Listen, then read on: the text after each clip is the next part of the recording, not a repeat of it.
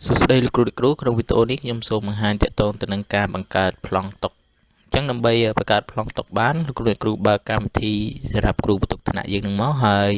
ចូលទៅកន្លែងរដ្ឋបាលថ្នាក់ហើយលោកគ្រូអ្នកគ្រូចូលកន្លែងប្លង់តុហើយដែលលោកគ្រូធ្វើទី1គឺទាក់ទងនឹងតុគ្រូលោកគ្រូអាចកំណត់បានថានៅផ្នែកខាងស្ដាំឬក៏ខាងឆ្វេងបាទអញ្ចឹងលោកគ្រូអាចកំណត់បានជួរទី1ផ្នែកខាងនេះមានប្រមាណជួរឧទាហរណ៍មានតុ9ឬក៏7យើងអាចវាយលេខបញ្ចូលមក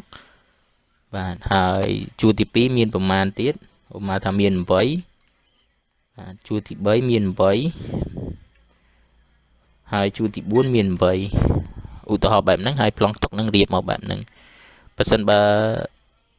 នៅផ្នែកខាងស្ដាំគ្រូត្រឡប់យកខាងស្ដាំនិងខាងឆ្វេងនេះតាមតម្រូវការជាក់ស្ដែងរបស់សាលាគ្រូហើយតើតូនទៅនៅថ្ងៃខែឆ្នាំនេះវានឹងចាប់យកស្វ័យប្រវត្តិពី